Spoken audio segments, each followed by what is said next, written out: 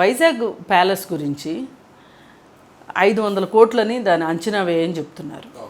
అయితే దాని గురించి ఇప్పుడు గుడివాడ అమర్నాథ్ మాజీ మంత్రి ప్రెస్ మీట్ పెట్టి అదేమన్నా ఆయన సొంతదా ప్రభుత్వందనే కదా చెప్తున్నారు అది ఇదని చెప్పాడు. మరి నాకు తెలిసి ప్రభుత్వ కార్యాలయాల్లో కావచ్చు, ట్రావెలర్స్ బంగ్లాలు కావచ్చు, లేకపోతే గవర్నమెంట్ గెస్ట్ హౌస్లు కావచ్చు, ఎక్కడైనా సరే 24 లక్షలు పెట్టి బాత్ డబ్బులు అయితే కట్టరు. ఇప్పుడు అసలు బాత్ డబ్బులు అవసరం ఏంటి? ఇప్పుడు గెస్ట్ హౌస్లు అనుకుందాం, హోటల్ కాదు, ప్రెసిడెన్షియల్ సూట్స్ అంటున్నారు. ఎప్పుడో రాష్ట్రపతి వచ్చినప్పుడు గంట అంత ఓపికగా తీరిగ్గా వచ్చే రాష్ట్రపతులు ఎన్ని రోజులు ఉంటారు హైదరాబాద్లో? అదేమన్నా హైదరాబాద్లో అంటే విడిది ఉంది కాబట్టి ఉంటారు. వైజాగ్లో ఎందుకు ఉంటారండి? ఒకరోజు వచ్చిపోయే వాళ్ళ కోసం నువ్వు ఇట్లా గోల్డ్ ప్లేటెడ్ కమోడ్స్ 24 లక్షల రూపాయలతోటి బాత్ టబ్బులు ఇవన్నీ చేయటము, ఇంత ఫర్నిచర్ పెట్టడము అనేది. అలాగే మన తాడేపల్లి ప్యాలెస్లో కూడా 5 కోట్లంట ఫర్నిచరు. పైగా మళ్ళీ మనం ఒక్క నిమిషం రిషికొండ దగ్గరికి వెళ్తే రిషికొండకి పర్యావరణ అనుమతులు లేవు. దానికి ఆ విషయంలో రోజాని ఎక్కడ సంతకం పెడుతుందో తెలియకుండా, ఎందుకు సంతకం పెడుతుందో తెలియకుండా పర్యాటక శాఖ మంత్రిగా ఆవిడతోటి సంతకాలు పెట్టినందుకు ఆమెకి, అలాగే దానికి బడ్జెట్ పర్యాటక శాఖ నుంచి గనక విడుదలైతే గనక ఆ డబ్బు పర్యాటక శాఖకు సంబంధించిన సిఎస్లు వీళ్ళు ఉంటారు కదా, ప్రిన్సిపల్ సెక్రటరీలు ఉంటారు కదా వాళ్ళకి, అలాగే ఆర్థిక శాఖ మంత్రి బుగ్గన రాజేంద్రనాథ్ రెడ్డికి, వీళ్ళందరి మెడకి చుట్టుకుంటుంది. ఇప్పుడు జగన్మోహన్ రెడ్డి ఎప్పుడైనా సరే తాను ఒక్కడ పోడండి, నలుగురికి చుట్టే నలుగురిని తోడు తీసుకెళ్తాడు. రాచపీనికి తోడు పీనుగులాగా తీసుకుని వెళ్తూ ఉంటాడు. మరి ఇప్పుడు ఈవిడ జగనన్న జగనన్న జగనన్న అని భజన చేసినందుకు ఏ ప్రయోజనం ఉండదు. ఇప్పుడు ఆ కేసులో ఇరుక్కోవడం ఖాయం.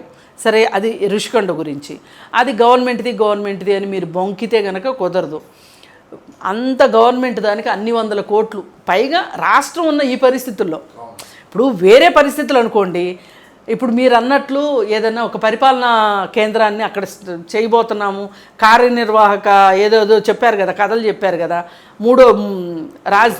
మూడు రాజధానుల స్టోరీ కింద దానికోసం కట్టారన్న అర్థం ఉంది. కానీ ఋషికొండకి గుండు కొట్టి మరి పర్యావరణ అనుమతులు లేకుండా అక్కడ కట్టాల్సిన అవసరం లేదు.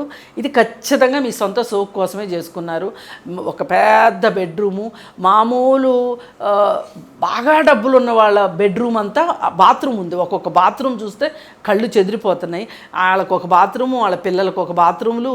కానీ ఇక్కడ అంటే ఆయన 30 ఏళ్ళు ఉందాం అనుకున్నారు. 1 సెంటు స్థలం ఇచ్చి ఇల్లు కట్టుకోమని పేదలకు ఇచ్చారు, కానీ 1 సెంటు స్థలంలో బాత్రూమ్ కట్టారు. సెంటు కంటే కూడా ఎక్కువ అండి. ఆ బాత్రూమ్ చూస్తే సెంట్ అంత కూడా కాదు, ఇంకా అంతకంటే ఎక్కువే ఉన్నట్టుంది. సరే, ఏది ఏమైనా ఆయన 30 ఏళ్ళు ఉంటాను అని చెప్పి స్వరూపానంద స్వామి ఆయన్ని ఆశీర్వదించినందుకు, ఆయన కూడా నమ్మి, వేణుస్వామి లాంటి వాళ్ళు జాతకాలు చెప్పినందుకు ఇది నమ్మి ఆయనైతే కట్టుకున్నాడు. సరే, ఇప్పుడు తప్పలేదు, వచ్చేసాడు. ఇప్పుడు తాడేపల్లి ఇంటి దగ్గర చేసింది ఏంటి అంటే, తాడేపల్లి ప్యాలెస్లో 5 కోట్లు పెట్టి ఫర్నిచర్ చేసుకున్నాడు. దాని పక్కనే మనకు సెక్రటేరియట్ ఉంది, ఎక్కడ అమరావతిలో. ఆ సెక్రటేరియట్కి ఈయనకి వెళ్ళటానికి బద్ధకం వేసి, జస్ట్ అక్కడి నుంచి ఒక 5 కిలోమీటర్లు 6 కిలోమీటర్లు అది వెళ్ళటానికి బద్ధకం వేసి పక్కన క్యాంప్ ఆఫీస్ కట్టుకున్నాడు. అసలు అక్కడ క్యాంప్ ఆఫీస్ కట్టాల్సిన అవసరం ఏంటండి? క్యాంప్ ఆఫీస్కి చేసిన నిధులు దాదాపు 15 కోట్లు. పైగా ఇంత చేసి ఇన్ని చేసి ఎవడన్నా వస్తే కూర్చోటానికి కుర్చీ అయ్యవు నువ్వు. మనం ఎమ్మెల్యేలని మినిస్టర్ని ఎట్ల నుంచో పెట్టాడు చూసారుగా, ఓడిపోయినప్పుడు వాళ్ళని సమీక్ష సమావేశంలో. సరే, ఏది ఏమైనానండి, ఇలాంటి ఇన్ని రకాలు పులివెందుల్లో ఎస్టేటు, అలాగే ఇడుపులపాయ ఎస్టేటు 100 ఎకరాలు.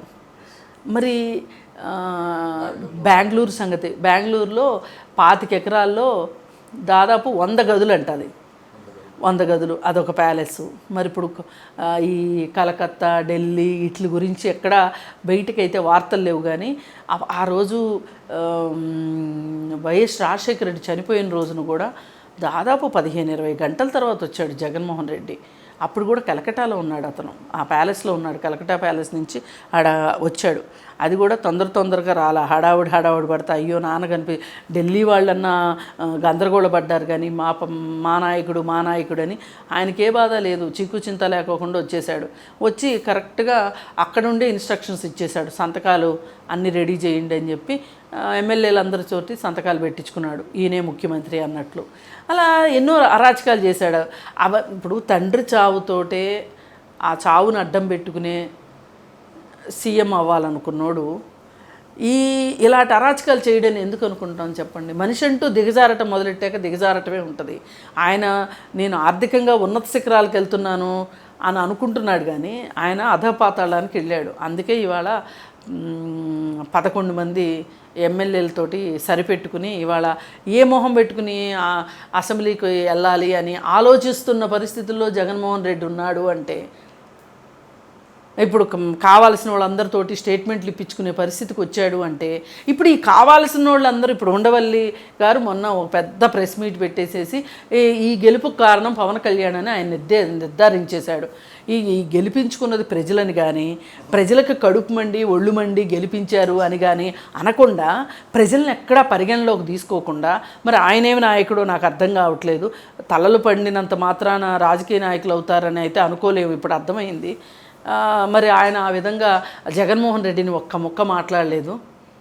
నువ్వు చేసిన ఇప్పుడు వచ్చి బయటకు వచ్చి చెప్పమనండి, ఈ విధంగా ప్యాలెస్లు కట్టుకోవచ్చా? కట్టుకుంటే కూడా మీరు సమర్థిస్తారా ఇప్పుడు కూడా?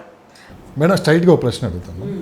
గతంలో భారతీ గారిని ఎవరన్నా పల్లెత్తి ఒక మాట అన్నాలన్నా కానీ భయపడేవాళ్ళు. సో సోషల్ మీడియాలో కావచ్చు, ఎక్కడైనా సరే భారతీ గారి పేరు తీసుకొని వస్తే సోషల్ మీడియా వేదికగా అటు కేసులు మొత్తం ఓవరాల్గా ఒక ఒంటికాల మీద లేసేవాళ్ళు. కానీ ఈ ప్యాలెస్లు కావచ్చు, కుటుంబ గొడవలు కావచ్చు, మొత్తం దీని అంతటికీ కారణం అంటే వైఎస్ఆర్సీపీ ఈరోజు ఇంత ఘోర ఓటమికి కూడా ప్రధాన కారణం భారతీ గారి ఐడియాలజీ కొంప ముంచింది. భారతీ గారి ఆలోచనలో ఈ విధంగా ఈ ప్యాలెస్లు కావచ్చు, ఈ ఆస్తులు కావచ్చు అని చెప్పి ఇప్పుడు బయటకు వచ్చి చాలామంది మాట్లాడుతున్నారు. ఎంతవరకు అది మనం అంటే జగన్మోహన్ రెడ్డికి కొంచెం గ్రేస్ మార్కులు అన్నా వేద్దామని అనటమే కానీ, అసలు జగన్మోహన్ రెడ్డికి ఇష్టం లేకోకుండా భారతీయ ఆలోచనలు ఎంతవరకు వస్తాయండి? అసలు మామగారి అధికారాన్ని అడ్డం పెట్టుకుని ఆవిడ సూట్ కేసు కంపెనీలు ఎలా పెట్టగలుగుతుందండి? ఆ రోజు నుంచి మొదలెట్టి జగన్మోహన్ రెడ్డి చేయకుండా ఎక్కడ జరుగుతుందండి? ఆయనకున్న ఏకైక ఉద్యోగస్తుడు ఆడిటరు విజయసాయిరెడ్డి. ఒక్క విజయసాయిరెడ్డి ఎంప్లాయీ తోటి ఆయన సూట్ కేస్ కంపెనీలన్నీ పెట్టి అన్ని కోట్లు, వేల కోట్లు సంపాదించాడు. సరే నువ్వు సీఎం అవ్వాలి అని ఆవిడ అనుకుంటే చెప్పలేం కానీ, ఒకవేళ వివేకానంద రెడ్డిని అవినాష్ రెడ్డికి అడ్డు తొలగించాలి అని ఆవిడ అనుకుంటే కాదనలేము. అత్తగారిని ఇంట్లో ఉండనివ్వకుండా అత్త కోడళ్ళు పంచాయతీలాగా చేసి అత్తని ఇంట్లో ఉండనివ్వకుండా చేసింది అంటే ఒప్పుకోగలము. చెల్లెలకి సరిగా వాటాలు ఇవ్వనివ్వలేదు అంటే ఒప్పుకోగలం. కానీ ఈ రాజకీయ నిర్ణయాలన్నీ కూడా ఆమె భారతీయ చేసింది అని అనడానికి ఎలా కుదురుతుందండి? ఇంతమంది మనగాళ్ళందరూ ఏమైపోయారండి? వీళ్ళందరూ ఏం చేశారండి ఆ రోజు? అంటే వీళ్ళందరితో కూడా ఆమె చెప్పిందా? ఇది తప్పుడు మాట అండి. ఏంటంటే ఏ కుటుంబం అయినా బాగుంటే మగవాడి దక్షత అంటారు. ఆ కుటుంబం ఏదన్నా నాశనం అయితే ఆడపెత్తనం అంటారు. ఇది అనాదిగా వస్తున్నది. ఆడవాళ్ళని ఇంకొక మాట మీద ఇంకొక మాట అనడానికి పనికొస్తుంది తప్పితే ఈ తప్పుడు నిర్ణయాలన్నిటికీ కారణం జగన్మోహన్ రెడ్డి పిచ్చి. ఆ పిచ్చి పరాకాష్ఠకి వెళ్ళింది. కాకపోతే ఆ పిచ్చిని ఆవిడ ఆమోదించి ఉండొచ్చు, దాన్ని ఇంకొంచెం పెంచి ఉండొచ్చు, కానీ ప్యాంపర్ చేసి ఉండొచ్చు. కానీ ఆవిడ వల్ల అంటే మటుకు నేను ఒప్పుకోనండి. ఎందుకంటే ఈయనకైనా తక్కువ ఉన్నారు రాజకీయ సలహాదారులు.